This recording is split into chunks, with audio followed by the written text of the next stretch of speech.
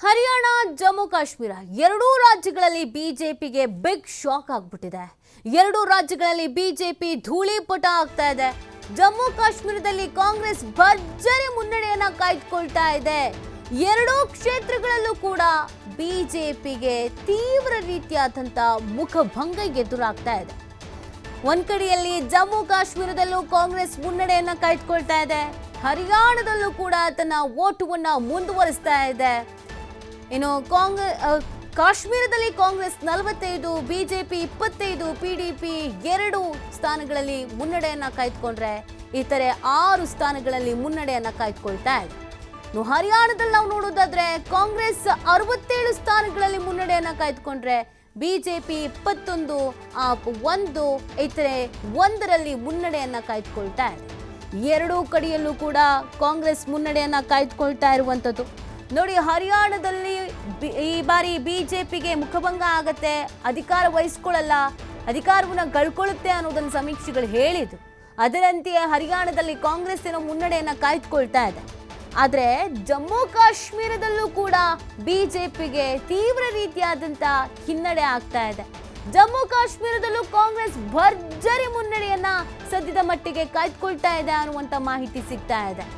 ಮತ ಎಣಿಕೆ ಪ್ರಾರಂಭ ಆದ ಕ್ಷಣದಿಂದಲೂ ಕೂಡ ಜಮ್ಮು ಕಾಶ್ಮೀರ ಮತ್ತು ಹರಿಯಾಣ ಎರಡೂ ಕಡೆಯಲ್ಲೂ ಕಾಂಗ್ರೆಸ್ ನಿರಂತರವಾಗಿ ಮುನ್ನಡೆಯನ್ನ ಕಾಯ್ದುಕೊಳ್ತಾ ಇದೆ. ನೋಡಿ, ಹರಿಯಾಣದಲ್ಲಿ ಬಿಜೆಪಿಗೆ ಪ್ರಮುಖವಾಗಿ ಆಡಳಿತ ವಿರೋಧಿ ಅಲೆ ಒಂದು ದೊಡ್ಡ ಶಾಕ್ ಅನ್ನ ಕೊಟ್ಟಿದೆ ಅಂತ ಹೇಳಿದ್ರೆ ತಪ್ಪಾಗ್ಲಿಕ್ಕಿಲ್ಲ. ಅದರ ಜೊತೆಗೆ ಹರಿಯಾಣದಲ್ಲಿ ಕಾಂಗ್ರೆಸ್ನ 7 ಗ್ಯಾರಂಟಿಗಳು ಕೈ ಹಿಡಿದಂಗೆ ಕಾಣಿಸ್ತಾ ಇದೆ.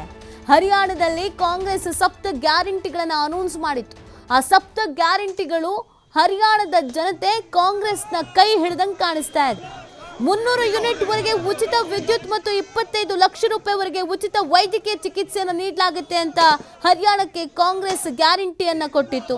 18ರಿಂದ 60 ವರ್ಷದೊಳಗಿನ ಮಹಿಳೆಯರಿಗೆ ಪ್ರತಿ ತಿಂಗಳು 2,000 ರೂಪಾಯಿ ನೀಡುವ ಜೊತೆಗೆ 500 ರೂಪಾಯಿಗೆ LPG ಸಿಲಿಂಡರ್ ನೀಡೋದಾಗಿ ಹೇಳಿತ್ತು.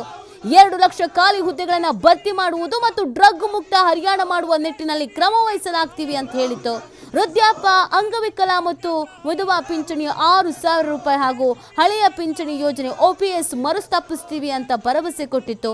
ಜಾತಿ ಗಣತಿ ನಡೆಸಲಾಗುವುದು, ಕೆನೆಪದರದ ಮಿತಿಯನ್ನ 10 ಲಕ್ಷ ರೂಪಾಯಿಗೆ ಹೆಚ್ಚಿಸಲಾಗುವುದು, ಕನಿಷ್ಠ ಬೆಂಬಲ ಬೆಲೆ ಕಾನೂನುಬದ್ಧವಾಗಿ ಖಾತರಿಪಡಿಸ್ತೇವೆ, ಬೆಳೆ ಪರಿಹಾರ ತಕ್ಷಣ ದೊರೆಯುತ್ತೆ, ಬಡ ಕುಟುಂಬಗಳಿಗೆ 100 ಚದರ ಅಡಿಯ ನಿವೇಶನ, 3.5 ಲಕ್ಷ ವೆಚ್ಚದ 2 ಕೋಣೆಗಳ ಮನೆ.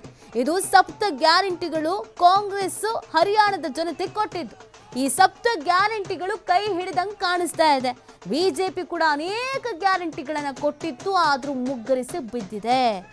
ಲುಡೋ ಲಕ್ಷ್ಮಿ ಯೋಜನೆ ಅಡಿಯಲ್ಲಿ ಮಹಿಳೆಯರಿಗೆ ಮಾಸಿಕ 2,100 ರೂಪಾಯಿ ಭತ್ಯೆ ನೀಡ್ತೀವಿ ಅಂತ ಬಿಜೆಪಿ ಭರವಸೆಯನ್ನ ಕೊಟ್ಟಿತ್ತು.